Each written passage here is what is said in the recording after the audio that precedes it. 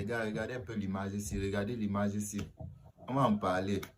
Vous voyez, ici là c'est Orange. Orange est l'entreprise française des télécommunications que nous connaissons tous, qui nous met mal à l'aise jusqu'au dernier niveau. Regardez, vous voyez la photo ici. Orange a payé 150 milliards de francs aux contribuables du Burkina Faso. Mais ce n'est même pas ça le problème. Le problème, c'est que c'est la toute première fois que Orange paye les impôts en Afrique. Vous suivez, dans tous les quoi, c'était 14 pays que la France avait signé les accords coloniaux avec eux. Parmi les accords coloniaux, là, il y avait un qui s'appelait, ils avaient appelé ça comment? L'accord de non-double imposition. Vous savez, toujours les noms bizarres, c'est toujours comme ça, la même chose. Pourquoi on ne comprend jamais rien?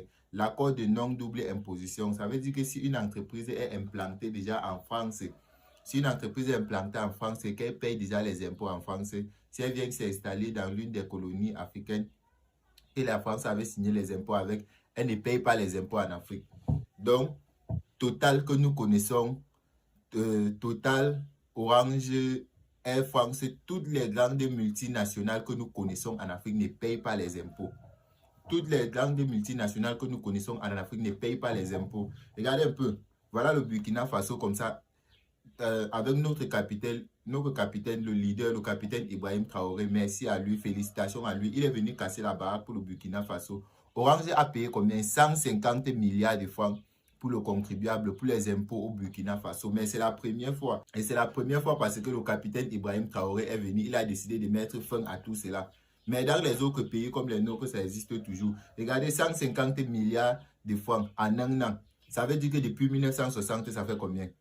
160 milliards de francs pour Orange seulement au Burkina Faso en un an. Ils ont payé 150 milliards d'impôts. Mais depuis, ils ne payaient rien.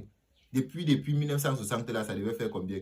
Donc, les gens sont d'abord venus nous exploiter, nous coloniser. Ils nous laissent encore les dettes coloniales. On ne connaît même pas. En plus des dettes coloniales encore, il y a encore les impôts qu'ils ne payent pas. Donc, ils viennent nous exploiter. Ils exploitent jusqu'au dernier niveau. Ils ne nous payent pas les impôts ici, là. Imaginez un peu. Moi, j'ai connu le riz. Moi, j'ai connu le kilo du riz quand ça coûtait 250, 300.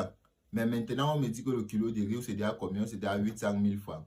Moi-même, je ne connais même plus. Donc, en l'espace de peut-être 10 ans, le prix des choses a triplé, ça a quadruplé. Vous voyez que même c'était seulement les impôts là, 150 milliards au Burkina Faso. C'est que si c'est au Cameroun, ça, si c'est au Cameroun, ça devait être au moins 200 milliards. Mais que depuis, ils ne payent pas. Si au moins les impôts là seulement, ils payaient ça ici là, ça ne devait pas compléter au moins le riz qui est quitté de 250 ou bien de 300 à 1000 francs là. Hein? Donc, les 200 milliards là, si c'est qu'ils nous versaient, nous